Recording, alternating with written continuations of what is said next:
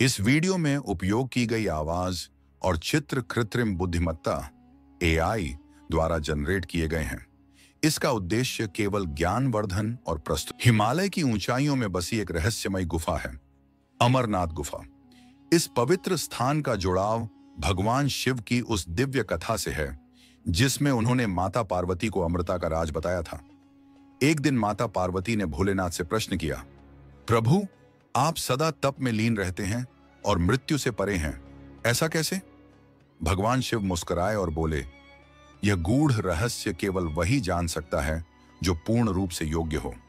माता के आग्रह पर उन्होंने एक सुनसान और सुरक्षित स्थान खोजने का निश्चय किया जहां वे यह रहस्य केवल पार्वती को बता सकें। इस प्रकार वे दोनों हिमालय की ओर चल पड़े और पहुंचे अमरनाथ की रहस्यमयी गुफा में। गुफा की ओर यात्रा करते समय शिवजी ने क्रमशः अपने वाहन और साथियों को अलग अलग स्थानों पर छोड़ा। नंदी को पहलगाम, चंद्रमा को चंदनवाड़ी, नागों को शेषनाग झील, गणेश को महागुण पर्वत और पंच तत्वों को पंचतरणी में। गुफा में पहुंचकर शिवजी ने अपनी योग शक्ति से अग्नि प्रकट की और माता पार्वती को अमर कथा सुनाने लगे। कथा सुनते हुए पार्वती जी धीरे धीरे नींद में चली गई, लेकिन पास ही एक कबूतर का जोड़ा छिपा हुआ यह कथा सुन रहा था। जब कथा समाप्त हुई तो भगवान शिव ने चारों ओर देखा कि कोई और तो नहीं सुन रहा। तभी उनकी दृष्टि उन कबूतरों पर पड़ी। ऐसा कहा जाता है कि वे कबूतर अमर हो गए और आज भी अमरनाथ की गुफा के आसपास दिखाई देते हैं। इसी कारण इस गुफा को अमरनाथ कहा जाता है, वह स्थान जहां अमृता का रहस्य प्रकट हुआ। हर वर्ष श्रावण मास में लाखों श्रद्धालु इस पवित्र स्थल के दर्शन करने आते हैं। यहां बर्फ से बना शिवलिंग प्राकृतिक रूप से आकार लेता है, जो भक्तों के लिए ईश्वर की साक्षात उपस्थिति का प्रमाण माना जाता है। विशेष बात यह है कि शिवलिंग का आकार चंद्रमा की कलाओं के अनुसार घटता बढ़ता है। पुराणों में इसका उल्लेख मिलता है और यह स्थल हजारों वर्षों से आस्था का केंद्र रहा है। एक लोकप्रिय जनश्रुति के अनुसार इस गुफा की खोज बुटा मलिक नामक एक मुस्लिम गडेरिये ने की थी। कहते हैं, एक दिन एक साधु ने उसे कोयले से भरी थैली दी, लेकिन जब वह घर पहुंचा और थैली खोली तो उसमें सोने के सिक्के थे। यह देखकर वह साधु को ढूंढता हुआ लौटा और उसी स्थान पर उसे यह गुफा और शिवलिंग दिखाई दिया। इसके बाद यह स्थान पूरे क्षेत्र में प्रसिद्ध हो गया और अमरनाथ यात्रा की परंपरा शुरू हुई। यह यात्रा श्रावण मास यानी जुलाई अगस्त के बीच होती है और बेहद कठिन मानी जाती है। श्रद्धालु बर्फीले रास्तों, ऊंची चोटियों और कम ऑक्सीजन वाले वातावरण को पार करते हुए इस दिव्य स्थल तक पहुंचते हैं। यात्रा के दो मुख्य मार्ग हैं। पहला, पहलगाम से करीब 48 किलोमीटर लंबा पारंपरिक और कठिन मार्ग। दूसरा मार्ग बालटाल से है, जो केवल 14 किलोमीटर लंबा है, लेकिन चढ़ाई तीव्र और जोखिम भरी होती है। दोनों रास्तों से भक्त शिवलिंग के दर्शन के लिए गुफा तक पहुंचते हैं और महादेव का पूजन करते हैं।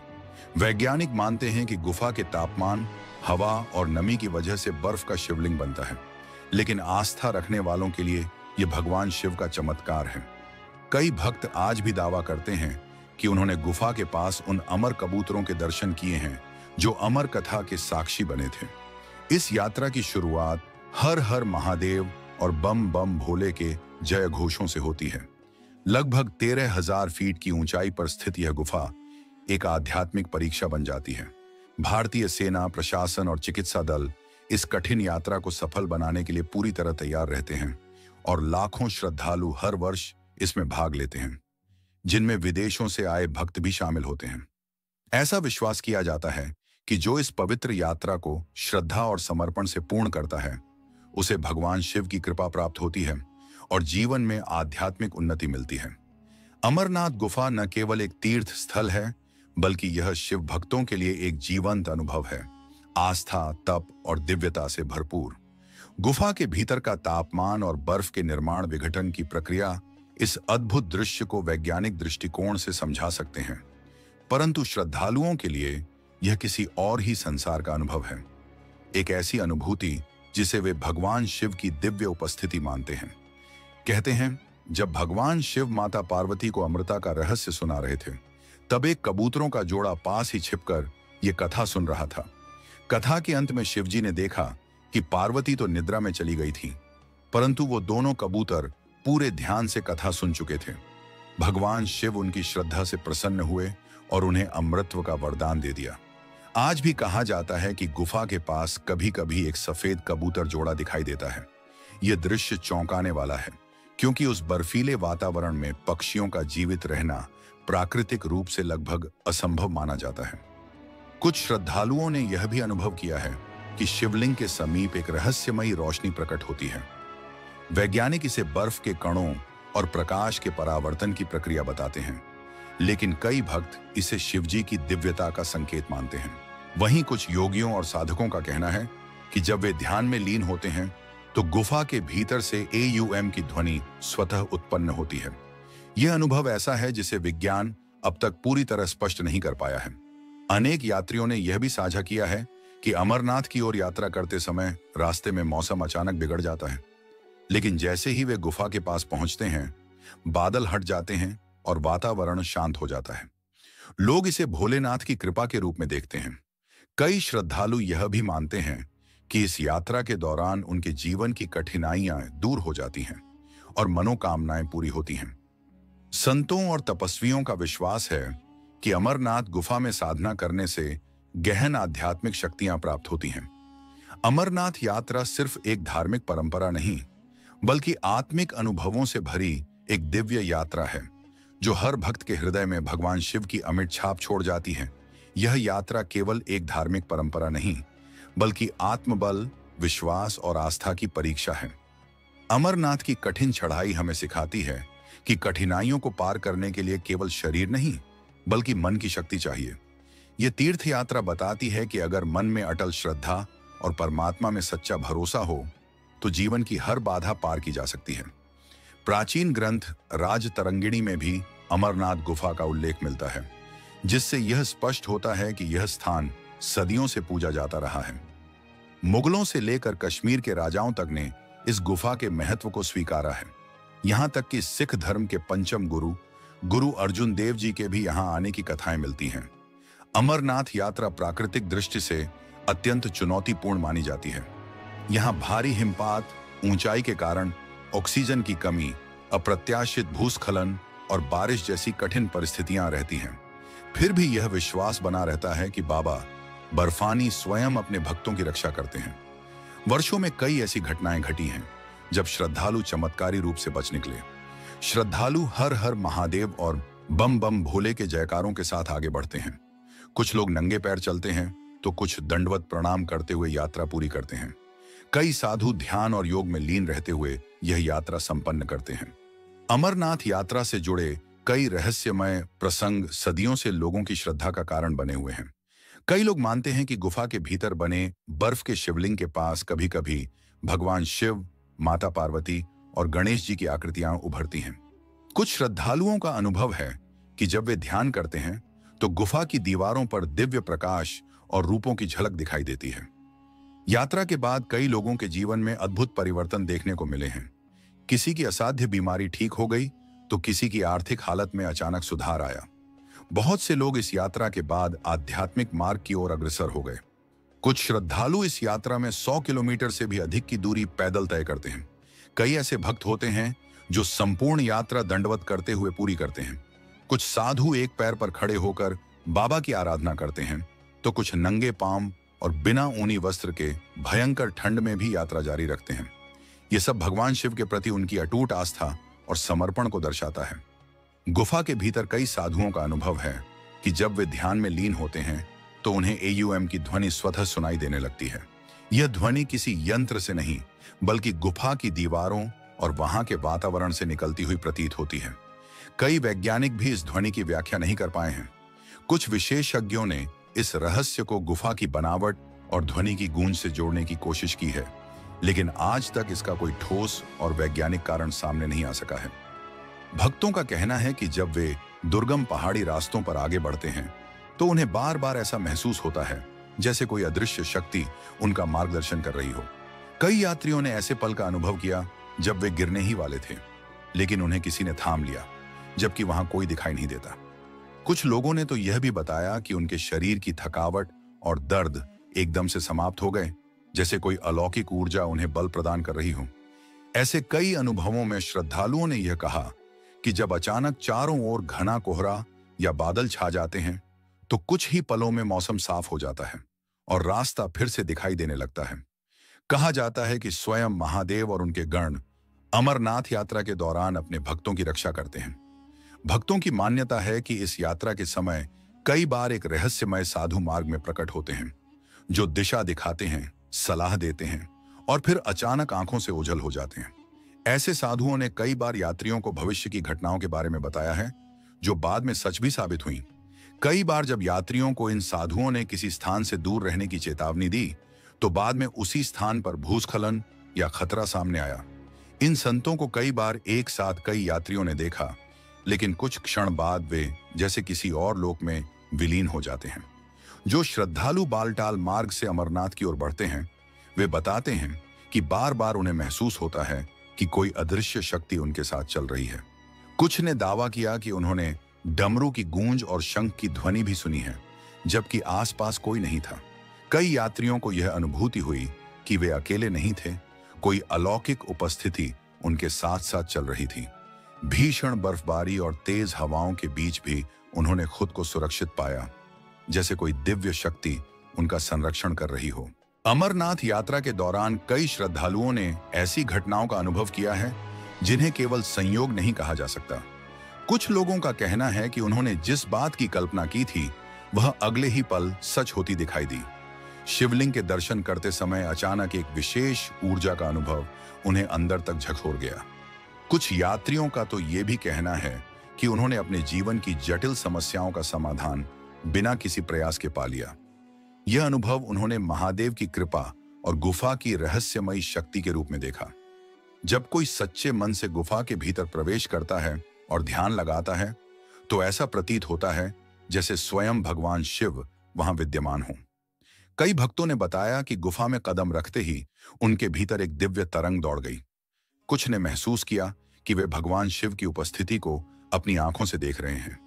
ऐसे भी अनुभव सामने आए हैं जहां लोगों को दर्शन के समय अपने जीवन से जुड़े उत्तर मिल गए, मानो भोलेनाथ स्वयं उन्हें मार्ग दिखा रहे हों।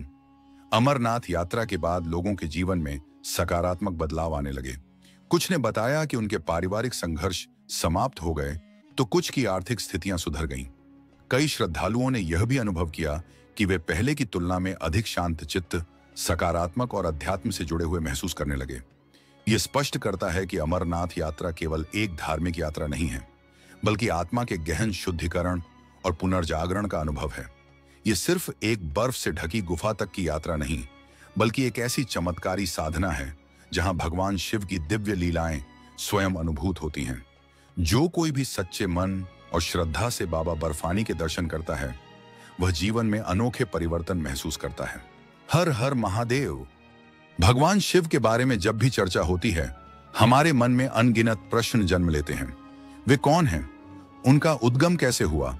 क्या उनके माता पिता थे? त्रिदेवों में जहां ब्रह्मा को सृष्टि का रचयिता और विष्णु को पालक माना गया है, वहीं शिव को संहारक की भूमिका दी गई है।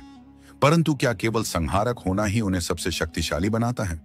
शिव को सदैव त्रिशूलधारी, जटाजूटधारी, गले में वासुकी नाग, मस्तक पर अर्धचंद्र और शरीर पर बाघंबर तथा भस्म लिप्त रूप में दर्शाया जाता है।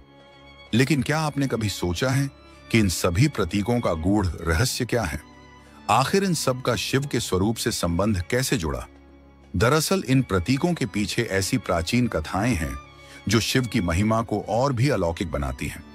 आपने देखा होगा कि शिव को भांग और धतूरा अर्पित किया जाता है, पर क्यों? क्या इसके पीछे कोई आध्यात्मिक रहस्य छिपा है? महाशिवरात्रि के पर्व को इतना विशेष क्यों माना जाता है? और सबसे रहस्यमयी प्रश्न, क्या आज भी भगवान शिव कैलाश पर्वत पर अपने परिवार संग निवास करते हैं? कैलाश पर्वत, जिसे धरती का सबसे पवित्र स्थान माना जाता है, उसकी चोटी तक आज तक कोई नहीं पहुंच सका। कहते हैं वहां कोई सामान्य शक्ति नहीं, बल्कि ब्रह्मांडीय ऊर्जा का केंद्र स्थित है, जहां स्वयं शिव विराजमान है। शिव ने क्यों अपनाया अर्धनारीश्वर का रूप? यह केवल एक रूप नहीं, बल्कि ब्रह्मांड में संतुलन और समरसता का प्रतीक है। जब शिव ने शक्ति को अपने भीतर समाहित किया, तब उन्होंने दर्शाया कि स्त्री और पुरुष दोनों मिलकर ही पूर्णता को प्राप्त करते हैं। नागेंद्र हाराय त्रिलोचनाय, भस्मांग रागाय महेश्वराय। यह मंत्र सिर्फ शब्दों का समूह नहीं, बल्कि शिव की अपरंपार महिमा का गान है। वह देव हैं जिनके गले में नाग विराजते हैं, जिनकी तीसरी आंख से संहार होता है और जो भभूत से लिप्त होकर मृत्यु को भी नियंत्रित करते हैं। वे आदि हैं, अनंत हैं, जिनकी आराधना स्वयं भगवान राम और रावण ने भी की। शिव को केवल संहारक ही नहीं, बल्कि सृजनकर्ता, पालक और पुनर्निर्माण के अधिष्ठाता के रूप में भी जाना जाता है। वे देवों के भी देव हैं, देवाधिदेव महादेव। ब्रह्मा और विष्णु जैसे देवता भी उनकी स्तुति करते हैं, क्योंकि वे किसी से उत्पन्न नहीं हुए, वे स्वयंभू हैं, बिना माता पिता के, स्वयं से प्रकट। शिव पुराण कहता है कि शिव ब्रह्मांड के प्रारंभ से पहले भी थे और प्रलय के पश्चात भी रहेंगे। वे पंच तत्वों से परे हैं, अमर हैं और स्वयं काल के अधिपति हैं। लेकिन जब शिव जन्मे ही नहीं, तो उनका अस्तित्व कैसे हुआ? इस रहस्य पर विभिन्न पुराणों में अलग अलग कथाएं मिलती हैं। विष्णु पुराण के अनुसार जब संपूर्ण सृष्टि जलमग्न थी और केवल शेषनाग पर योग निद्रा में स्थित भगवान विष्णु ही थे, तब उनके मस्तक से एक दिव्य प्रकाश प्रकट हुआ। यह कोई सामान्य प्रकाश नहीं था, बल्कि ब्रह्मांडीय ऊर्जा का पुंज था और इसी से शिव का प्राकट्य हुआ। कहते हैं उस क्षण एक तेज गर्जना हुई, सारा ब्रह्मांड थर्रा उठा और उस दिव्य प्रकाश से नटराज प्रकट हुए, वह जो नृत्य के माध्यम से सृष्टि, स्थिति और संहार को संचालित करते हैं। विष्णु पुराण के अनुसार एक बार जब सृष्टि का आरंभिक समय था, उस समय संपूर्ण ब्रह्मांड शून्य में लीन था। तभी भगवान विष्णु क्षीर सागर की शांति में शेषनाग पर योग निद्रा में लीन थे। उनकी नाभि से एक अद्भुत तेजस्वी कमल प्रकट हुआ और उसी कमल से ब्रह्मा जी का जन्म हुआ। लेकिन जब हम शिव पुराण की ओर नजर डालते हैं, तो वहां एक भिन्न और रहस्यमयी कथा मिलती है। उसके अनुसार भगवान शिव एकांत में ध्यानस्थ होकर अपने घुटनों को मल रहे थे और उन्हीं से उत्पन्न मैल से भगवान विष्णु का प्राकट्य हुआ। यह कथा स्पष्ट करती है कि शिव ही आदि हैं और उनके बिना कोई भी सृष्टि संभव नहीं। इन दोनों पुराणों की कथाओं में एक गूढ़ रहस्य छुपा है। इसी रहस्य को उजागर करती है एक प्राचीन घटना, जिसमें भगवान ब्रह्मा और भगवान विष्णु के मध्य यह विवाद उत्पन्न हुआ कि ब्रह्मांड में सर्वोच्च शक्ति किसकी है। इसी बीच अचानक आकाश में एक दिव्य अग्नि स्तंभ प्रकट हुआ, जो ना ऊपर दिखता था ना नीचे। दोनों देवता इस रहस्यमय स्तंभ को देखकर अचंभित रह गए। तभी उस दिव्य स्तंभ से एक गूंजती हुई आवाज आई, जो कोई इस अग्नि स्तंभ के अंत को खोज निकालेगा, वही सर्वोच्च कहलाएगा। यह चुनौती स्वीकार कर ब्रह्मा जी ने हंस का रूप धारण कर ऊपर की ओर उड़ान भरी, जबकि भगवान विष्णु ने वराह रूप लिया और नीचे की गहराइयों में उतर गए। दोनों ने हजारों वर्षों तक प्रयास किया, लेकिन ना किसी को उसका आदि मिला और ना अंत। हारकर दोनों वापस लौटे। तभी अग्नि स्तंभ से भगवान शिव स्वयं अपने दिव्य रूप में प्रकट हुए। उनका तेज इतना प्रखर था कि ब्रह्मा और विष्णु दोनों ने सिर झुका लिया और स्वीकार किया कि महादेव ही परम और सर्वशक्तिमान हैं। शिव ना उत्पन्न हुए हैं, ना उनका कोई अंत है, इसीलिए उन्हें स्वयंभू कहा जाता है। उनकी महिमा को समझना मनुष्य के लिए सहज नहीं है। शिव केवल एक देव नहीं, बल्कि संपूर्ण सृष्टि के मूल हैं। उनकी भक्ति से ही जीवन की सभी बाधाएं दूर होती हैं। लेकिन एक प्रश्न आज भी लोगों के मन में उठता है, क्या ब्रह्मा जी भगवान शिव के पिता माने जाते हैं? इसका उत्तर हमें विष्णु पुराण की एक और अद्भुत कथा में मिलता है। जब संपूर्ण सृष्टि जल में विलीन थी, धरती, आकाश और पाताल सब कुछ जलमग्न था, तब केवल भगवान विष्णु ही विद्यमान थे। वो क्षीर सागर में शेषनाग पर विश्राम कर रहे थे और उसी समय उनकी नाभि से उत्पन्न कमल से ब्रह्मा जी का प्राकट्य हुआ। जब ब्रह्मा और विष्णु सृष्टि की रचना पर विमर्श कर ही रहे थे, तभी एक तेजस्वी रुद्र रूप धारण किए भगवान शिव प्रकट हुए। जब ब्रह्मा जी ने उन्हें पहचानने से इनकार किया, तो शिव जी ने अपने रौद्र रूप से उन्हें यह सिखाया कि अहंकार सृजनकर्ता को भी विनाश की ओर ले जा सकता है।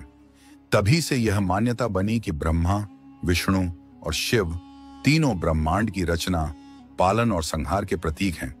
लेकिन शिव की स्थिति त्रिदेवों से भी परे और शाश्वत है। जब ब्रह्मा जी ने भगवान शिव को दीप अर्पित किया, तो शिव प्रसन्न होकर अंतर्ध्यान हो गए। लेकिन यह रहस्यमयी घटना ब्रह्मा जी को चौंका गई। तब भगवान विष्णु ने अपनी दिव्य दृष्टि से ब्रह्मा जी को उनकी भूल का बोध कराया। उन्हें एहसास दिलाया कि उन्होंने शिव की महिमा को पूर्ण रूप से नहीं समझा।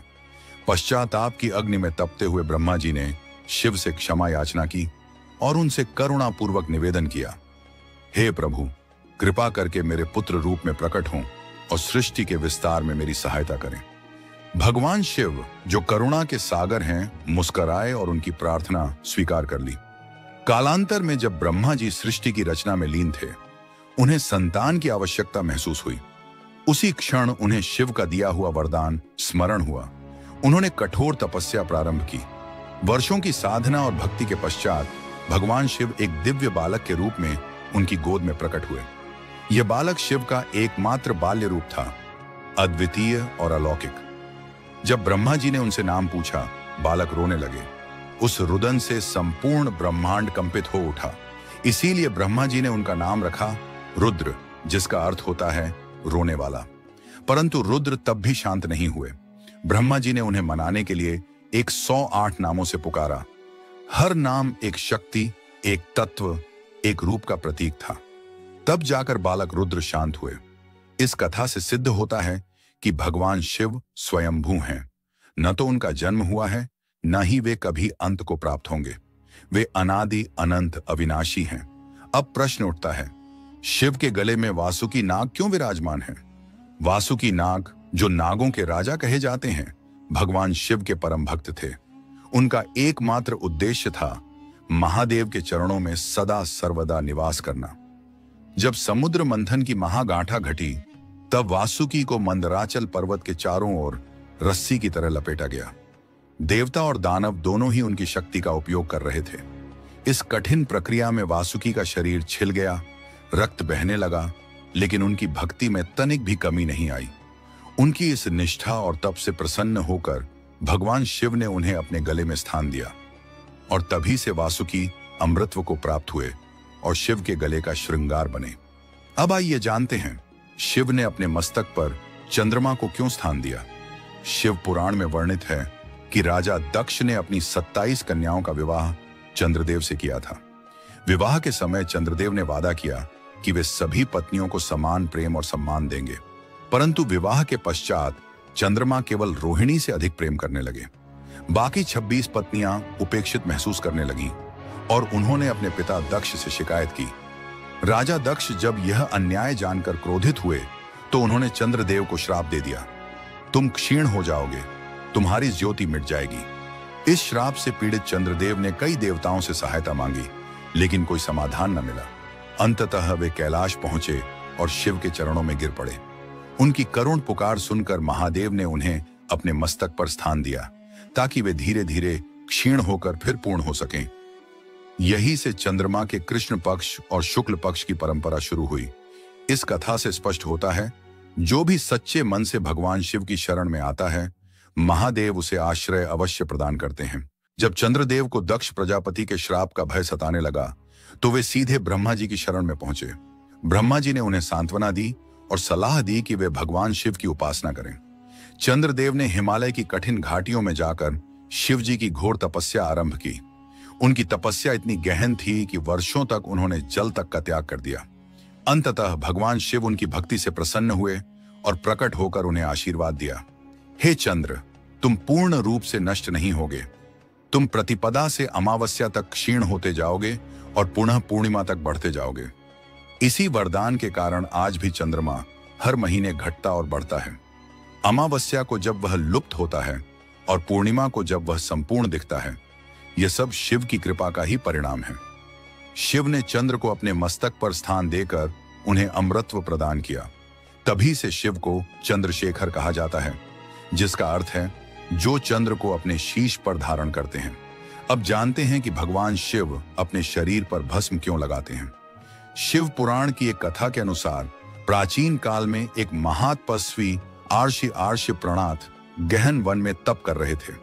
वे केवल फल और वनस्पतियों पर जीवित रहते थे।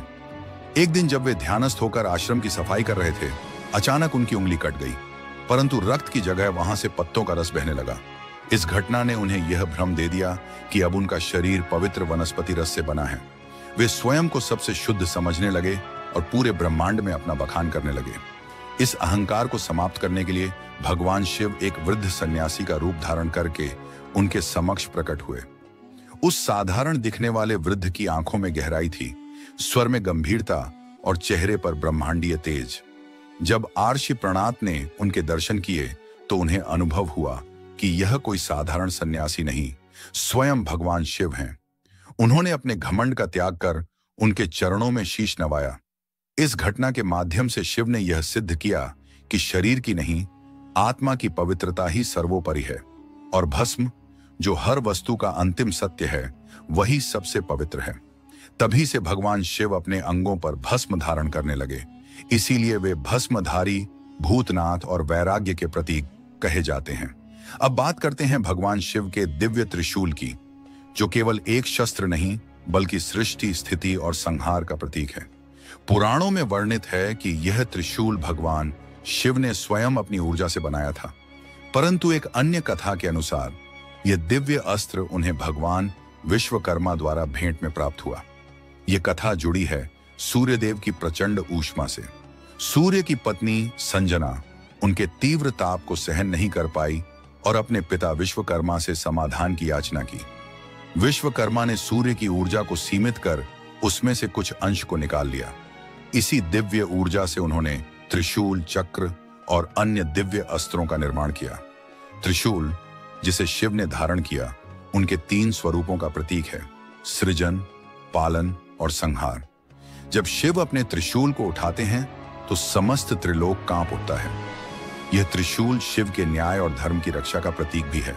यह त्रिशूल का निर्माण भगवान शिव ने किया था, जिसे त्रिशूल के रूप में जाना जाता है। यह त्रिशूल इतना ताकतवर था कि उसे केवल महादेव ही संभाल सकते थे। त्रिशूल के 3 सिर त्रिगुणात्मक शक्तियों का प्रतीक हैं: सत, रज और तम। अब आइए डमरू के रहस्य पर चर्चा करें। पौराणिक मान्यताओं के अनुसार सृष्टि की शुरुआत में कोई ध्वनि नहीं थी। जब देवी सरस्वती प्रकट हुई तब ध्वनि का आरंभ हुआ, लेकिन उसमें कोई लय नहीं थी। तब भगवान शिव ने अपने डमरू को 14 बार बजाया, जिससे व्याकरण, संगीत, छंद और ताल की उत्पत्ति हुई। इस ध्वनि ने ब्रह्मांड में ऊर्जा का संचार किया, जिससे सृष्टि में जीवन और लय का अस्तित्व आया। कहा जाता है कि जब भगवान शिव तांडव नृत्य करते हैं और डमरू बजाते हैं तो संपूर्ण सृष्टि में एक नई ऊर्जा और शक्ति का संचार होता है। इसके बाद हम नंदी के जन्म की कथा पर विचार करें। चिल्लाद मुनि, जो एक महान तपस्वी थे, अपने वंश को आगे बढ़ाने की चिंता से व्याकुल थे। उन्होंने भगवान शिव की कठिन तपस्या की और वरदान मांगा कि उन्हें ऐसा संतान प्राप्त हो जो जन्म और मृत्यु के बंधन से मुक्त हो। भगवान शिव उनकी तपस्या से प्रसन्न हुए और वचन दिया कि वह स्वयं उनके पुत्र के रूप में जन्म लेंगे। कुछ समय बाद शलादर नामक बालक का जन्म हुआ, जिसे उन्होंने नंदी नाम दिया। नंदी के पास अलौकिक शक्तियां थीं और वह बहुत ही ज्ञानवान बने। जब नंदी को संसार के नश्वर होने का ज्ञान हुआ तो वह बहुत दुखी हो गए। तब भगवान शिव ने उन्हें अमृता का वरदान दिया और अपनी सवारी बना लिया। यही कारण है कि हर शिव मंदिर में नंदी की मूर्ति शिवलिंग के सामने स्थापित की जाती है। अब सवाल यह उठता है कि भगवान शिव को भांग का प्रसाद क्यों चढ़ाया जाता है? धार्मिक कथाओं के अनुसार जब समुद्र मंथन से विष उत्पन्न हुआ तो भगवान शिव ने उसे अपने गले में धारण कर लिया ताकि सृष्टि की रक्षा की जा सके। वह विष इतना तीव्र था कि शिव के गले में जलन हो गई। तब माता पार्वती ने इस जलन को शांत करने के लिए भगवान शिव को भांग अर्पित की। आयुर्वेद के अनुसार भांग के पत्तों में औषधीय गुण होते हैं जो शरीर को शीतलता प्रदान करते हैं। हालांकि यह भी कहा गया है कि भांग का अति सेवन मानसिक स्थिति को प्रभावित कर सकता है। आजकल कुछ लोग भक्ति के नाम पर भांग और नशीले पदार्थों का सेवन करते हैं, जो अक्सर एक बुरी लत का रूप ले लेता है। अब महाशिवरात्रि के महत्व पर ध्यान दें। शास्त्रों के अनुसार यह वह पावन दिन है जब भगवान शिव और माता पार्वती का विवाह हुआ था। इस दिन शिव भक्त विशेष पूजा अर्चना करते हैं, रात्रि जागरण करते हैं और उपवास रखते हैं। महाशिवरात्रि का आयोजन केवल एक धार्मिक अनुष्ठान नहीं है, बल्कि यह एक गहरी आध्यात्मिक यात्रा का प्रतीक है, जहां भक्त भगवान शिव की कृपा प्राप्त करने के लिए दिन रात की साधना करते हैं। महाशिवरात्रि का व्रत करने से वैवाहिक जीवन में आई समस्याओं का निवारण होता है और जीवन में सुख समृद्धि का आगमन होता है। एक और कथा के अनुसार महाशिवरात्रि वह पवित्र रात्रि है जब भगवान शिव ने स्वयं शिवलिंग रूप में प्रकट होकर सृष्टि के संतुलन की स्थापना की थी। अब आइए कैलाश पर्वत के रहस्य पर विचार करें। शिव पुराण के अनुसार जब सृष्टि की रचना हुई तब भगवान शिव ने ध्यान में मग्न होकर एक दिव्य पर्वत की उत्पत्ति की जिसे सुमेरु कहा गया। लेकिन जब देवासुर संग्राम के दौरान सुमेरु पर्वत क्षतिग्रस्त हुआ तब शिवजी ने अपनी तीसरी आंख की अग्नि से कैलाश पर्वत का निर्माण किया। कैलाश पर्वत और मानसरोवर झील के पास एक रहस्यमयी ध्वनि सुनाई देती है जो ओम की गूंज जैसी प्रतीत होती है। वैज्ञानिक इसे एक प्राकृतिक घटना मानते हैं, लेकिन साधक इसे आध्यात्मिक ऊर्जा का संकेत मानते हैं। इसके अलावा कैलाश पर्वत का एक और रहस्य यह है कि सूर्य पश्चिम में ढलते समय पर्वत की छाया से स्वस्तिक का स्वरूप बनता है, जो हिंदू धर्म में शुभता का प्रतीक माना जाता है। वहीं जब इसे दक्षिण दिशा से देखा जाता है तो बर्फ पर ओम का चिन्ह स्पष्ट रूप से उभरता है। यह संकेत करता है कि यह स्थान केवल एक पर्वत नहीं बल्कि दिव्य शक्ति का केंद्र है। इस रहस्यमयी पर्वत के साथ एक और कथा जुड़ी हुई है जो हिम मानव यति की है। कई सालों से लोग हिमालय में इस विशालकाय प्राणी को देखने का दावा करते रहे हैं। वैज्ञानिकों ने इस पर शोध किए हैं, लेकिन अब तक कोई ठोस प्रमाण नहीं मिला। कुछ इसे हिमालय भालू मानते हैं तो कुछ इसे एक प्राचीन मानव जाति का अवशेष मानते हैं। यह रहस्य आज भी अनसुलझा है। कैलाश पर्वत के ये सभी रहस्य इसे एक अद्वितीय आध्यात्मिक स्थल बनाते हैं, जहां विज्ञान और आस्था के बीच की खाई और भी गहरी होती जाती है। कैलाश पर्वत, जो अपनी अद्वितीय और रहस्यमयी आभा के लिए प्रसिद्ध है, केवल एक पर्वत नहीं बल्कि आध्यात्मिकता और प्रकृति के अद्भुत संगम का प्रतीक है। इस पर्वत पर बर्फ गिरने के बाद दक्षिण दिशा से देखने पर उसके प्राकृतिक संरचनाओं के कारण ओम का प्रतीक बनता है। यह वही ओम है जिसे हिंदू धर्म में परमात्मा और ब्रह्मांडी ऊर्जा का प्रतीक माना जाता है। इस दिव्य आकृति को देखकर ऐसा लगता है मानो भगवान शिव की उपस्थिति स्वयं इस स्थान पर है। कैलाश पर्वत को लेकर एक और पुरानी कथा है जिसमें कहा गया है कि भगवान शिव स्वयं इस पर्वत पर निवास करते हैं। यह पर्वत उन सभी साधकों के लिए एक पवित्र स्थान है जो आत्मज्ञान प्राप्त करना चाहते हैं। ऐसी मान्यता है कि जो व्यक्ति कैलाश पर्वत के दर्शन करता है वह अपने जीवन में आत्म शांति और मुक्ति प्राप्त करता है। यह रहस्यमय पर्वत न केवल धार्मिक दृष्टिकोण से महत्वपूर्ण है बल्कि यह प्राकृतिक रूप से भी अनूठा है और इसके अस्तित्व से जुड़े रहस्यों का सुलझना एक अद्भुत यात्रा का हिस्सा बनता है। कैलाश पर्वत एक अनसुलझा रहस्य। प्राचीन पुराणों और महाकाव्यों में कैलाश पर्वत को स्वर्ग का द्वार माना गया है। मान्यता है कि पांडव अपनी अंतिम यात्रा के दौरान मोक्ष की प्राप्ति के लिए कैलाश पर्वत की ओर बढ़े थे, जहां धर्मराज युधिष्ठिर ने सत्य और धर्म के कारण स्वर्ग में प्रवेश किया। यह पर्वत न केवल हिंदू धर्म के लिए बल्कि बौद्ध, जैन और तिब्बती बौद्ध धर्म के अनुयायियों के लिए भी अत्यंत पवित्र स्थल है। कैलाश पर्वत की पवित्रता के बारे में अनगिनत कथाएं प्रचलित हैं और हर एक में इस पर्वत की रहस्यमय महिमा का बखान किया गया है। कई वैज्ञानिकों ने इस पर्वत के रहस्यों को समझने की कोशिश की है, लेकिन इस पहाड़ के भौतिक और आध्यात्मिक गुणों को लेकर बहुत से सवाल आज भी अनुत्तरित हैं। ऐसा कहा जाता है कि चीन ने कैलाश पर्वत के शिखर पर हेलीकॉप्टर भेजने का प्रयास किया था, लेकिन अत्यधिक प्रतिकूल मौसम और दिशा भ्रम के कारण वह असफल हो गए। कैलाश के नजदीक उड़ने वाले विमान या हेलीकॉप्टर के उपकरण भी ठीक से काम नहीं करते। इस रहस्यमय घटना ने इस पर्वत की अद्वितीय भौगोलिक स्थिति को और भी गहरा रहस्य बना दिया है। 2015 में अमेरिकी अंतरिक्ष एजेंसी नासा ने कैलाश पर्वत पर रिसर्च करने के लिए अपने उपग्रहों को निर्देशित किया। उस निरीक्षण के दौरान पर्वत के आसपास एक विशाल छाया देखी गई जो ध्यान की मुद्रा में बैठे किसी रहस्यमय आकृति जैसी प्रतीत हो रही थी। इस अद्भुत छवि ने वैज्ञानिकों को भी अचंभित कर दिया और कई लोगों ने इसे भगवान शिव की छवि के रूप में देखा। यह खोज कैलाश पर्वत की पवित्रता और रहस्य को और भी गहरा करती है। कैलाश पर्वत केवल एक भौगोलिक संरचना नहीं है, बल्कि यह आध्यात्मिकता, शक्ति और चेतना का प्रतीक भी है। यहाँ की अनगिनत कथाएं, रहस्यमय घटनाएं और वैज्ञानिक खोजें इसे और भी दिलचस्प और अद्भुत बनाती हैं। ओम का चिन्ह, स्वर्ग का द्वार या फिर नासा द्वारा की गई रहस्यमय परछाई की खोज कैलाश पर्वत को हर दृष्टिकोण से एक अनसुलझा रहस्य बना देती है। आपको हमारी ये डॉक्यूमेंट्री कैसी लगी? कृपया कमेंट करके हमें अपनी राय बताएं और हमारे चैनल को सब्सक्राइब कर हमारा हौसला बढ़ाएं। हम अगले वीडियो में मिलेंगे, तब तक के लिए जय हिंद। कैलाश पर्वत एक ऐसा रहस्यमय स्थान जिसे समझ पाना आज भी इंसान के लिए असंभव है। ऐसा माना जाता है कि कोई भी इंसान आज तक इस पर्वत की चोटी तक नहीं पहुंच सका। लेकिन क्या यह पूरी सच्चाई है? नहीं, क्योंकि एक ऐसा तांत्रिक था जिसने न केवल कैलाश पर्वत पर चढ़ाई की, बल्कि वह पहला और अब तक का एकमात्र व्यक्ति बना जिसे इस दिव्य स्थान की ऊंचाइयों को छूने की अनुमति मिली। आज हम बात करेंगे तिब्बत के एक भयानक और रहस्यमयी तांत्रिक की, जिसने अपनी तंत्र शक्तियों से एक पूरे गांव को तबाह कर दिया, 80 से अधिक लोगों की जान ली, फिर भी उसे कैलाश पर्वत की पवित्र ऊंचाइयों तक पहुंचने का वरदान मिला। आखिर ऐसा कैसे हुआ? और जब वह तांत्रिक कैलाश की चोटी से वापस लौटा तो उसने ऐसा कुछ बताया जिसे सुनकर तिब्बत की धरती कांप उठी। उसने जो अनुभव साझा किया उसने लोगों की सोच ही बदल दी। यहां तक कि उस खूंखार तांत्रिक को लोग ईश्वर का अवतार मानने लगे।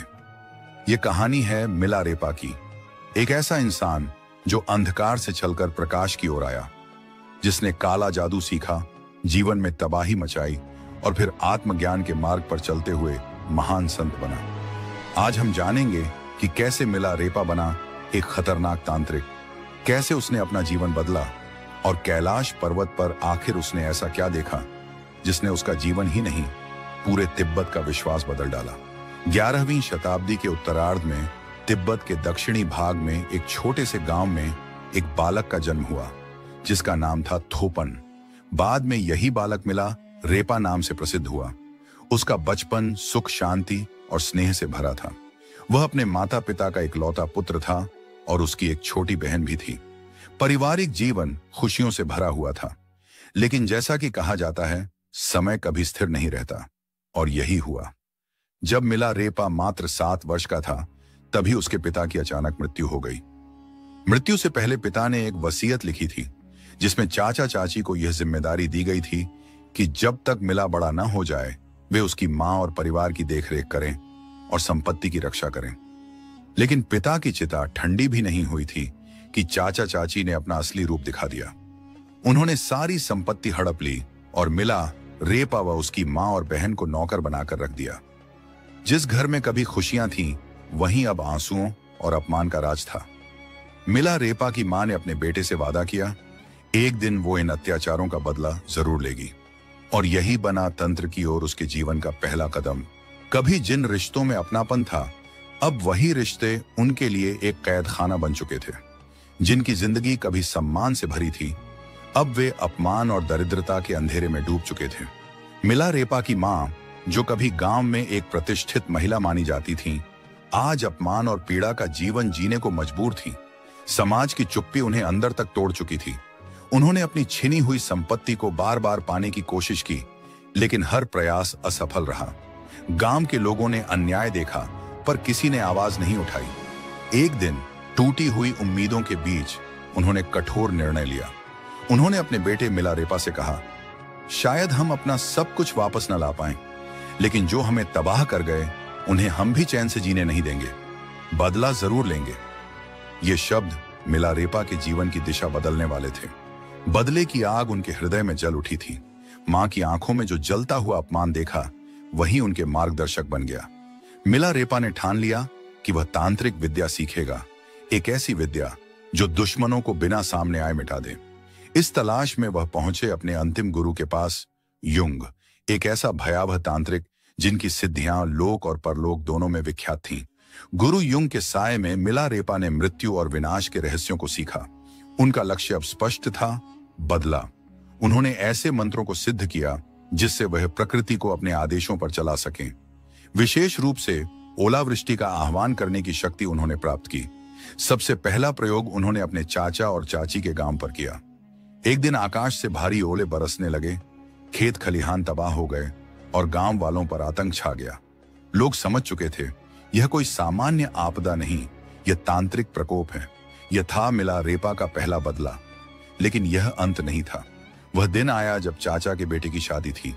पूरा गांव सज धज कर एकत्र हुआ था। मिलारेपा ने इस समारोह को अपने बदले की आखिरी परीक्षा बनाया।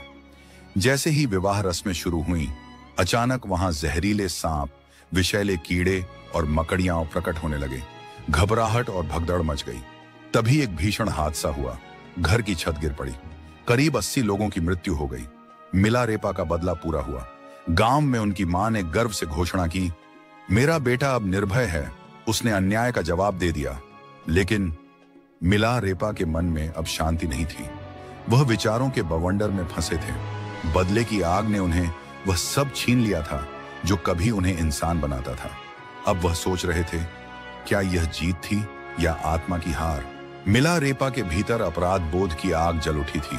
जिन मासूमों ने कभी उनका कुछ नहीं बिगाड़ा, वे भी उस भयानक तांडव में मारे गए थे। जिस बदले से उन्हें आत्मिक शांति मिलनी थी, अब वही एक गहरा पश्चाताप बन चुका था। यहीं से शुरू हुआ उनका आत्म मंथन, आत्मशुद्धि का कठिन मार्ग। इसी समय उनकी भेंट हुई एक बौद्ध लामा से, जिन्होंने उन्हें सुझाव दिया कि वह महान गुरु मारपा की शरण में जाएं। गुरु मारपा केवल एक साधक नहीं, बल्कि भारत से ज्ञान की अमूल्य निधि लेकर आए हुए एक संत थे, जिन्होंने तिब्बत में बौद्ध धर्म की कई पवित्र शिक्षाओं का अनुवाद किया था।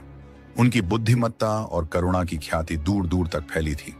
जब मिलारेपा गुरु मारपा के गांव पहुंचे, तो उनका स्वागत किसी संत की तरह नहीं, बल्कि एक कठोर परीक्षा से हुआ।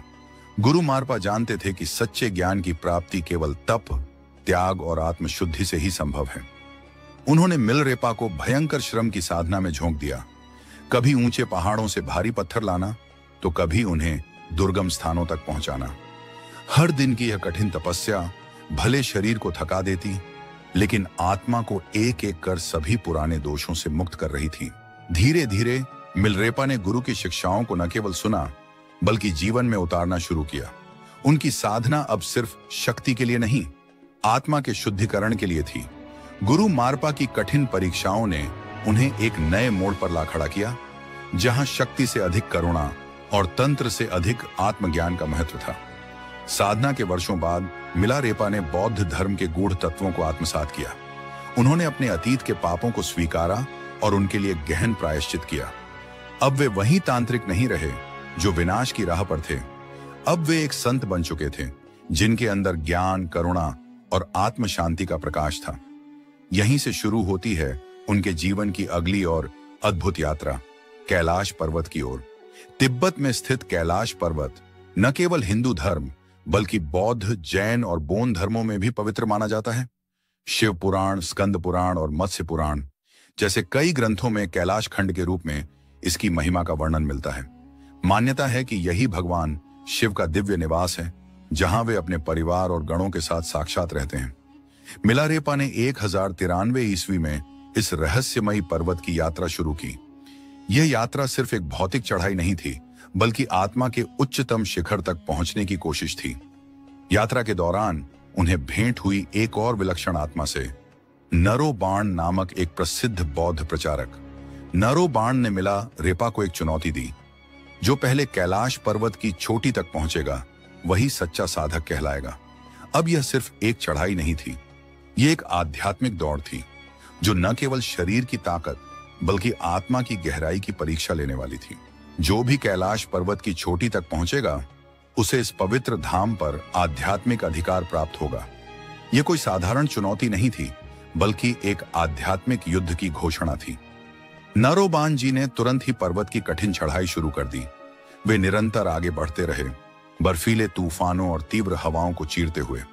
दूसरी ओर मिलारेपा कुछ समय के लिए ध्यान मुद्रा में स्थिर हो गए, जैसे वह पर्वत की आत्मा से संवाद कर रहे हों। जब नरोबान जी चोटी के समीप पहुंचे, तभी सूर्य की पहली किरण उनके चेहरे पर पड़ी। यह कोई साधारण प्रकाश नहीं था। वह किरण इतनी तीव्र, इतनी तेजस्वी थी कि उनकी आंखें झपकने लगीं और वे पीछे हटने को मजबूर हो गए। इसी क्षण मिलारेपा ध्यान से उठे और बिना किसी अवरोध के चोटी की ओर बढ़ चले। अंततः वे नरोबान जी से पहले कैलाश की चोटी पर पहुंच गए। यह केवल शारीरिक विजय नहीं थी, यह मिलारेपा की आत्मिक शक्ति और सिद्धियों की विजय थी। यह पर्वतारोहण एक रहस्य बन गया, एक आध्यात्मिक लीला। चोटी पर पहुंचकर मिलारेपा ने कुछ ऐसे अनुभव किए जिन्हें शब्दों में पिरोना असंभव है। उन्होंने कहा, कैलाश पर्वत साधारण मानव के लिए नहीं है, यह स्वयं महादेव का निवास है। यहां आकर चढ़ाई करना शिव की तपस्या में विघ्न डालने जैसा पाप है। मिलारेपा का यह संदेश आज भी कैलाश यात्रियों के लिए एक चेतावनी है। केवल वही यहां चढ़ने का प्रयास करें जो आत्मा की गहराइयों में उतर चुके हों, जिन्होंने साधना की चरम सीमाएं छू ली हों। एक और रहस्य यह है कि कैलाश पर्वत की तलहटी में समय की गति सामान्य नहीं है। ऐसा कहा जाता है कि यहाँ एक दिन धरती के 1 माह के बराबर होता है। अर्थात यहाँ यदि आप एक दिन रुकें तो आपके शरीर पर 1 महीने का असर दिखेगा। वैज्ञानिक भाषा में इसे फास्ट एजिंग कहा जाता है, यानी शरीर की कोशिकाएं अत्यधिक तेजी से क्षरण करती हैं। उदाहरण के लिए, यदि सामान्यतः 1 महीने में नाखून 4 बार काटने पड़ते हैं, तो यहाँ एक ही दिन में 4 बार काटने की जरूरत पड़ सकती है। कैलाश की इस दिव्य यात्रा के बाद मिलारेपा की साधना एक नए शिखर पर पहुंच गई। उन्होंने आत्मज्ञान की वो ऊंचाइयां छू ली जहां से जीवन और मृत्यु का भेद मिट जाता है। उन्होंने अपने शिष्यों को भी ध्यान, तपस्या और गूढ़ विद्याओं की शिक्षा दी ताकि वे भी आत्मा की रोशनी में प्रवेश कर सकें। इन्हीं आध्यात्मिक उपलब्धियों के बाद शुरू हुआ उनके जीवन का अंतिम अध्याय। एक दिन उन्हें एक ग्रामीण विवाह समारोह में आमंत्रित किया गया। उनके स्वागत के लिए एक विशेष आसन सजाया गया। उसी समारोह में एक धनवान पंडित भी उपस्थित था जो मिलारेपा की ख्याति से ईर्ष्या करता था। तैयारियों को देखकर हर कोई चकित था। जब मिलारेपा ध्यानमग्न मुद्रा में उस आसन पर बैठे तो वहां उपस्थित एक घमंडी पंडित ने व्यंग्य से कहा, इस भिक्षु के लिए इतनी भव्य तैयारी, क्या यह मुझसे बड़ा ज्ञानी है? पंडित सीधे मिलारेपा के पास आया और अहंकार में डूबे स्वर में बोला, मैंने सुना है कि तुम बहुत ज्ञानी हो, तो इन ग्रंथों को पढ़कर साबित करो कि तुम्हारा ज्ञान कितना गहरा है। मिलारेपा ने शांत स्वर में उत्तर दिया, सच्चा ज्ञान किताबों से नहीं, अनुभव और आत्म साक्षात्कार से आता है, इसलिए मैं इन सांसारिक पुस्तकों को नहीं पढ़ता। पंडित हंसा और बोला, मैं जानता था कि तुम यही कहोगे, मैं तो तुम्हारा सच सामने लाने ही आया हूं। वह बदतमीजी से बोलने लगा, जिससे उपस्थित लोग असहज हो गए। कुछ लोगों ने उसे रोकने की कोशिश की, लेकिन वह और अधिक क्रोधित होकर वहां से चला गया। उसके भीतर अब ईर्ष्या और द्वेष की आग जल उठी थी। उसने बदले की भावना से एक षड्यंत्र रचा, मिलारेपा की हत्या का। एक गरीब महिला को लालच देकर उसने कहा, अगर तुम मिलारेपा को यह विष मिला दही खिला दो तो मैं तुम्हें हीरे का हार दूंगा और शादी का वादा भी करता हूं। लालच में आकर वह महिला विष भरा दही लेकर मिलारेपा के पास पहुंची, लेकिन जैसे ही मिलारेपा ने उसे देखा, वे मुस्कुराए और बोले, मैं यह दही अवश्य खाऊंगा, पर पहले वह हीरे का हार तो ले आओ, क्योंकि शादी का वादा तो केवल एक झूठ है। महिला डर के मारे लौट गई और पंडित को सब कुछ बता दिया। तब पंडित ने हार उसे सौंपा और फिर से भेजा। इस बार वह हार लेकर आई और मिलारेपा ने मुस्कुराकर वह विषयुक्त दही स्वीकार कर लिया। जैसे ही उन्होंने दही खाया, महिला रोते हुए उनके चरणों में गिर पड़ी और क्षमा मांगने लगी। मिलारेपा ने स्नेह से कहा, डर मत, मेरा समय पूरा हो गया है। यह केवल देह का अंत है, आत्मा का नहीं। वह महिला जो एक षड्यंत्र का हिस्सा बनी थी, अब मिलारेपा की शिष्या बन गई। मिलारेपा ने अपने सभी शिष्यों को एकत्र किया और कहा, मैं शीघ्र ही इस शरीर को त्यागने वाला हूं। मेरे अंतिम संदेश को सुनने स्वयं देवगण भी प्रतीक्षा कर रहे हैं। आकाश से पुष्पों की वर्षा होने लगी, सुगंधित हवाएं बहने लगीं और दिव्य संगीत गूंजने लगा। ऐसा प्रतीत हो रहा था मानो स्वयं सृष्टि उन्हें विदा देने आई हूं। अब आइए जानते हैं कुछ अनसुने तथ्य मिलारेपा के बारे में। मिलारेपा का अर्थ है कॉटन क्लैड, यानी सूती वस्त्र धारण करने वाला।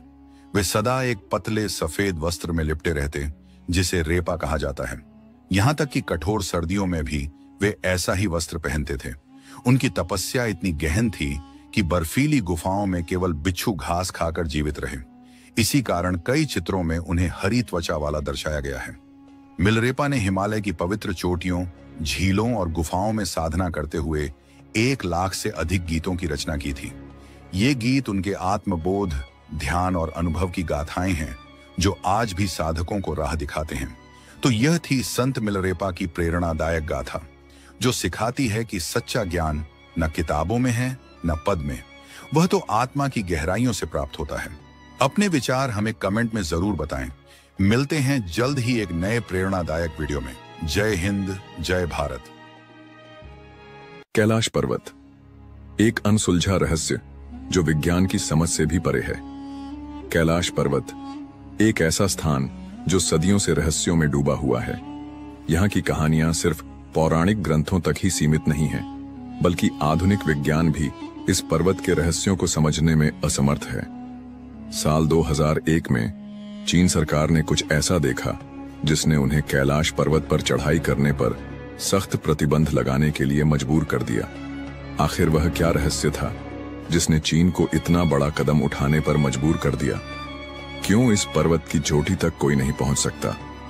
आज तक दुनिया की सबसे ऊंची चोटी माउंट एवरेस्ट पर हजारों पर्वतारोही सफलतापूर्वक चढ़ चुके हैं, लेकिन कैलाश पर्वत पर चढ़ने का प्रयास करने वाले या तो रास्ते में ही दम तोड़ देते हैं या फिर कुछ वर्षों के भीतर रहस्यमयी परिस्थितियों में मृत्यु को प्राप्त हो जाते हैं। केवल एक व्यक्ति, एक रहस्यमयी साधु इस पर्वत की चोटी तक पहुंचा था, लेकिन उसने जो देखा उसे कभी किसी के साथ साझा नहीं किया। कैलाश पर्वत पर क्यों बढ़ती है उम्र की रफ्तार? विज्ञान कहता है कि पृथ्वी पर समय की गति हर जगह समान होती है, लेकिन कैलाश पर्वत पर समय कुछ और ही कहानियां बयां करता है। यहां आने वाले तीर्थयात्री दावा करते हैं कि कैलाश के आसपास समय की चाल असामान्य रूप से तेज हो जाती है। कई साधु यह भी मानते हैं कि यहाँ एक अलौकिक ऊर्जा प्रवाहित होती है, जिससे यहाँ मौजूद किसी भी जीव की उम्र दोगुनी रफ्तार से बढ़ने लगती है। क्या यह किसी प्राचीन शक्ति का प्रभाव है या फिर कोई वैज्ञानिक रहस्य जिसे अभी तक दुनिया नहीं समझ पाई? क्या कैलाश पर्वत के नीचे छिपा है प्राचीन शंभाला नगर?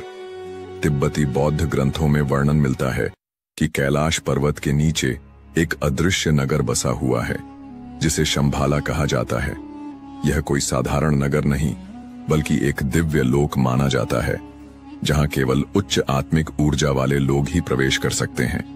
क्या सच में इस पर्वत के नीचे कोई ऐसी सभ्यता बसी हुई है जो आज भी दुनिया की नजरों से ओझल है? नासा की खोज जिसने वैज्ञानिकों के होश उड़ा दिए। अमेरिकी अंतरिक्ष एजेंसी नासा ने जब कैलाश पर्वत की ऊंचाई और उसकी संरचना का अध्ययन किया तो उन्हें कुछ ऐसा देखने को मिला जो किसी साधारण पर्वत में नहीं पाया जाता।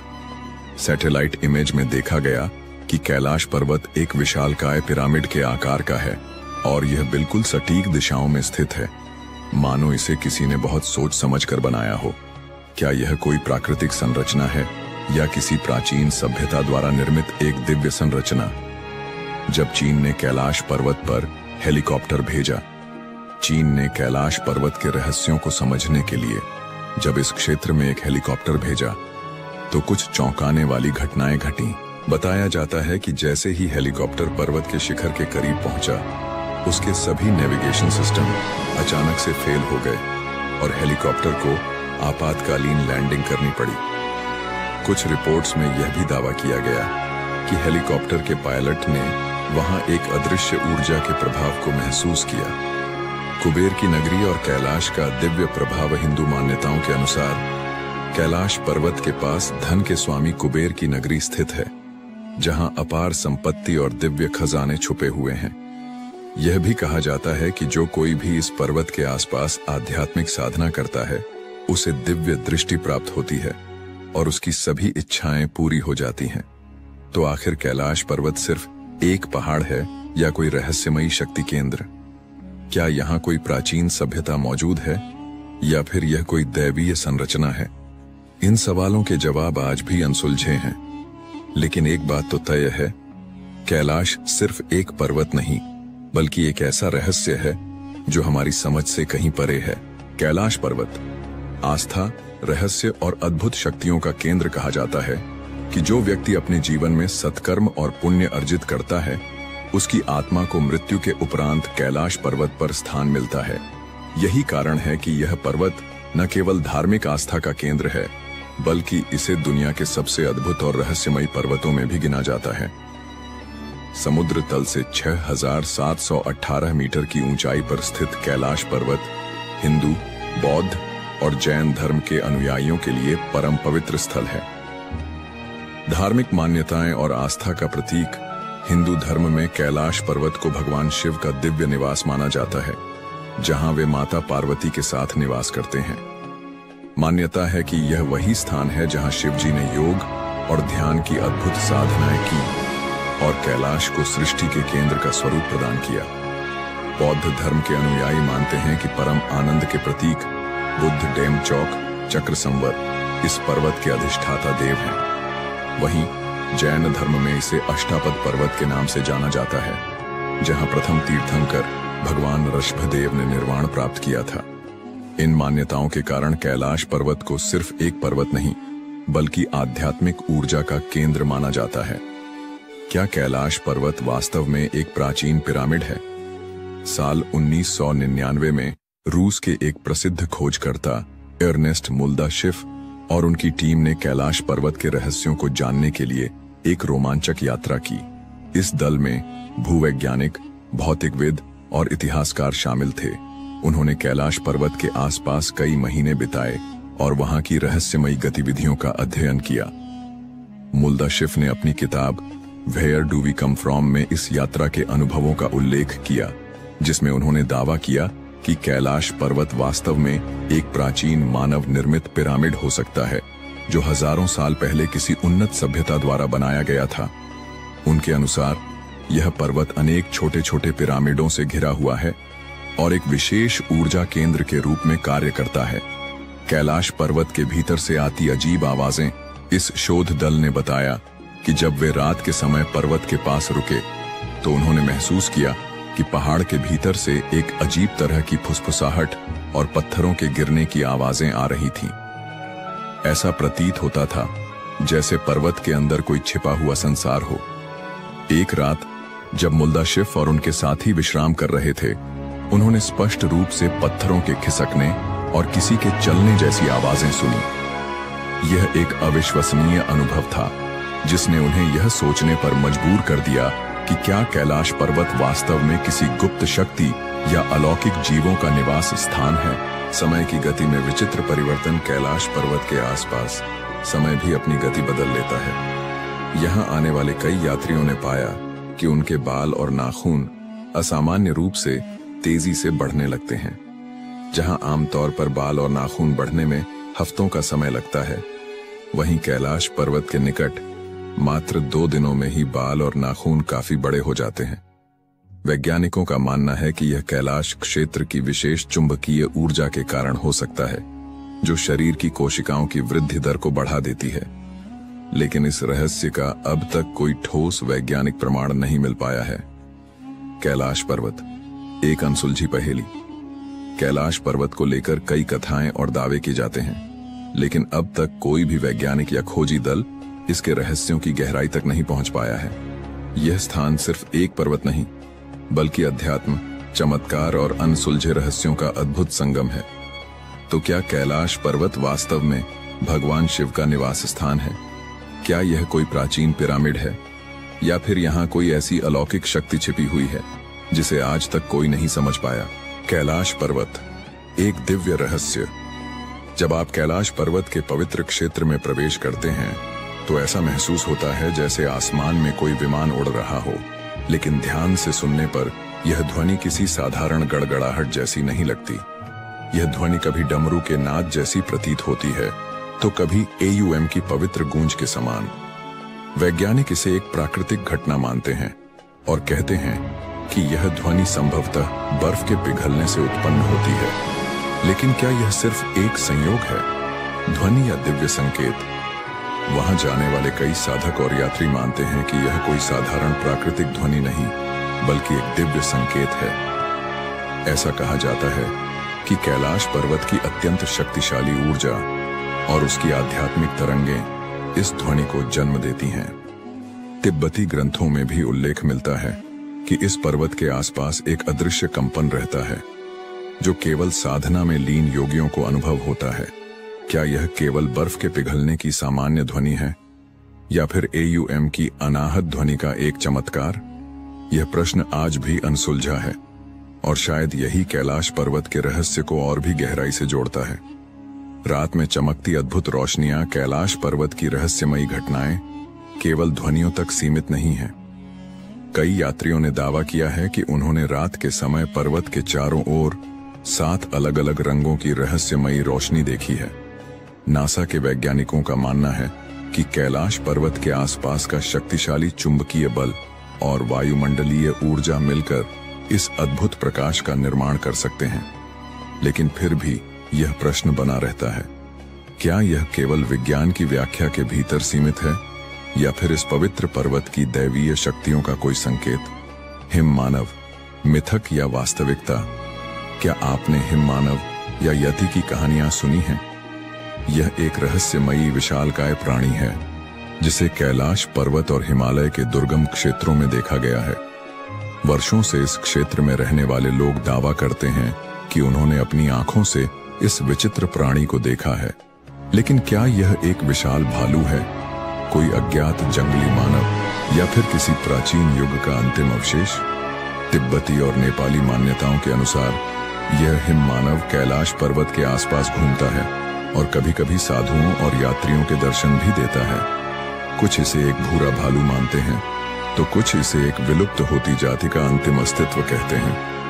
यहाँ तक कि कुछ कथाओं में इसे एक शक्तिशाली जीव बताया गया है जो दुर्गम इलाकों में रहकर साधकों और तपस्वियों की रक्षा करता है।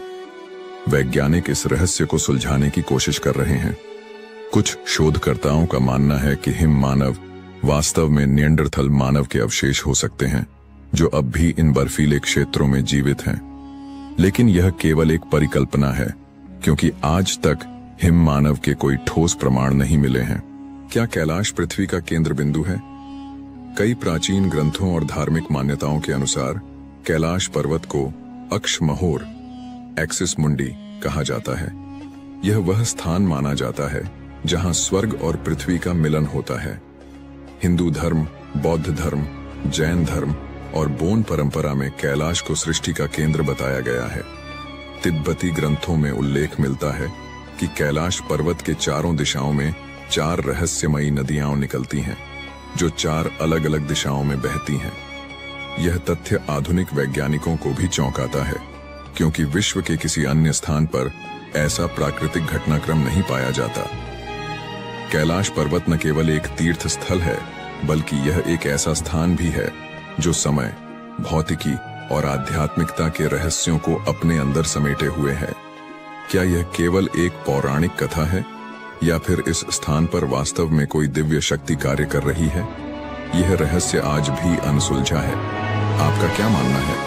क्या कैलाश पर्वत की यह ध्वनि मात्र एक प्राकृतिक घटना है या फिर यह किसी दैवीय शक्ति का प्रमाण?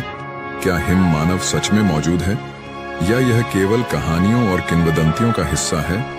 और क्या कैलाश पर्वत पृथ्वी का आध्यात्मिक केंद्र है?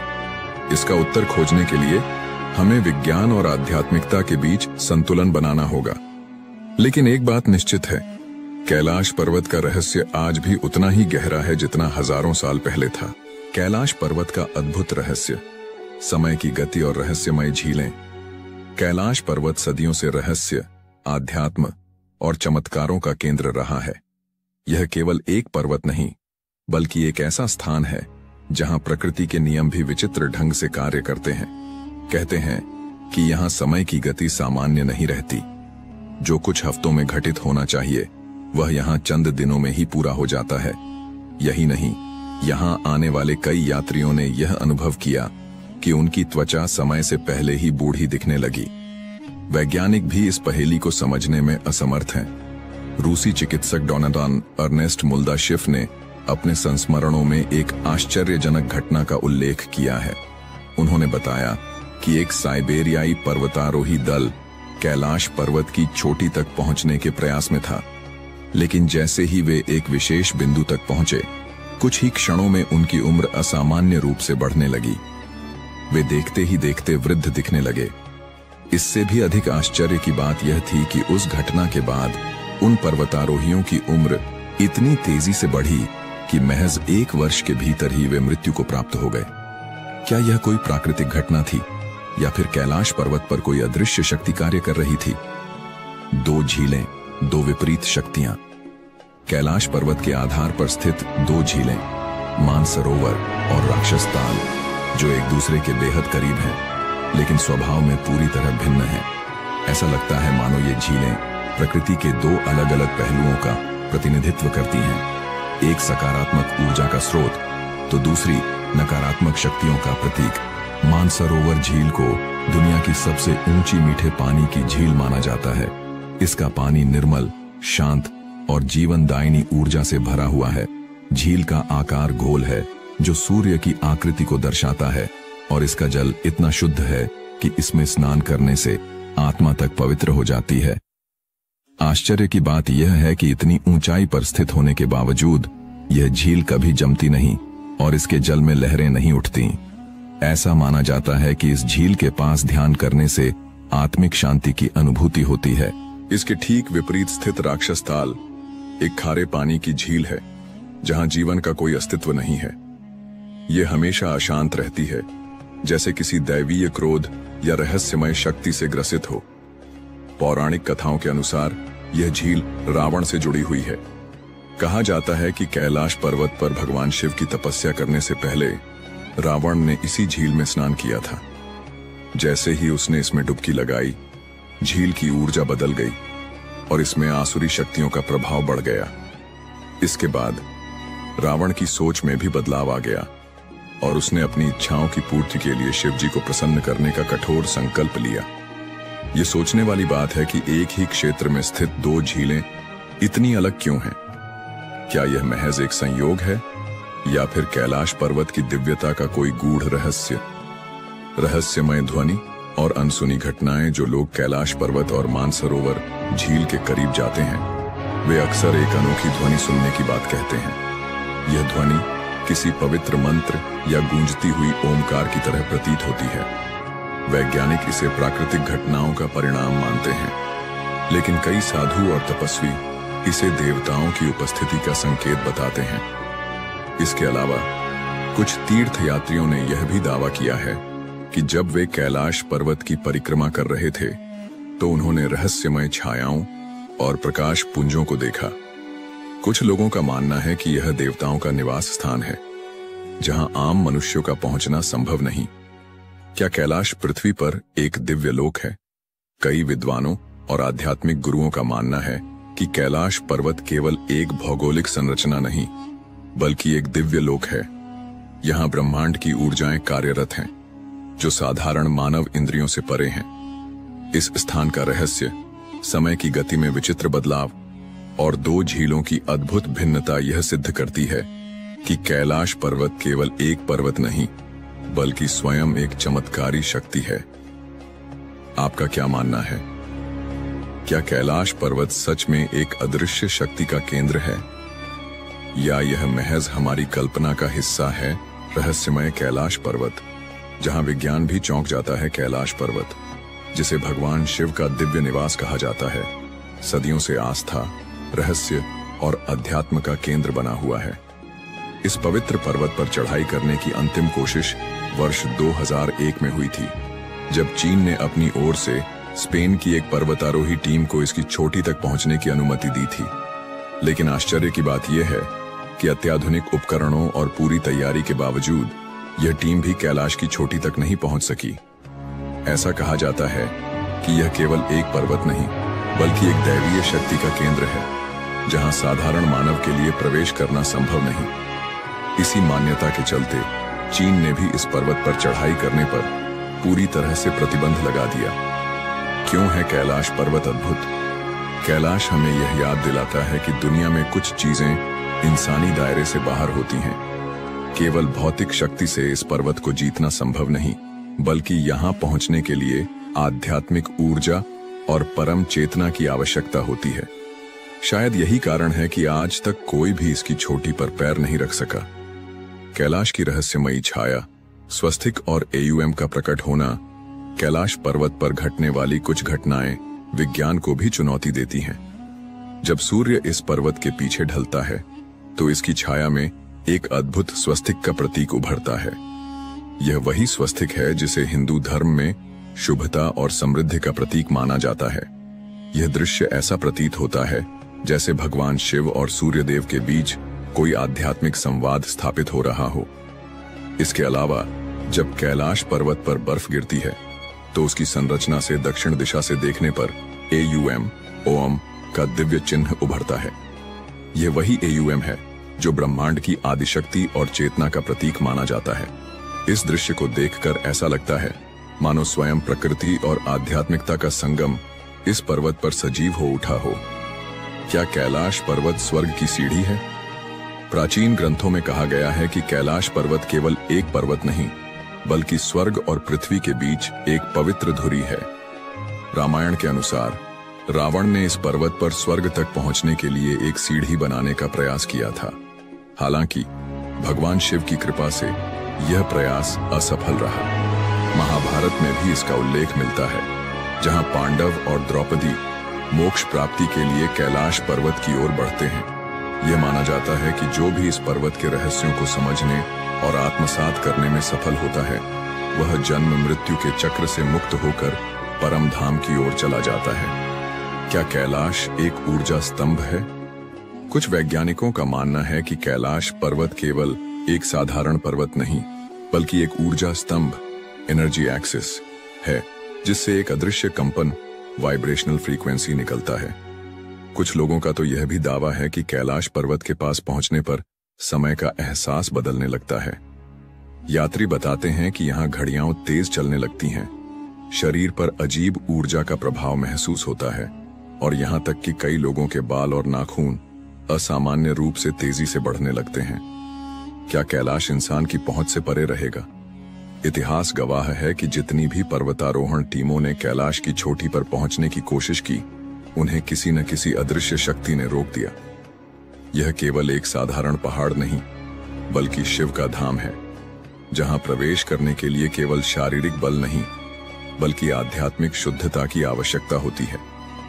शायद यही कारण है कि आज तक कोई भी इस पर्वत की चोटी पर कदम नहीं रख सका। तो क्या कैलाश हमेशा के लिए मानव सभ्यता की पहुंच से परे रहेगा, या फिर भविष्य में कोई इसका रहस्य खोल सकेगा? यह तो आने वाला समय ही बताएगा।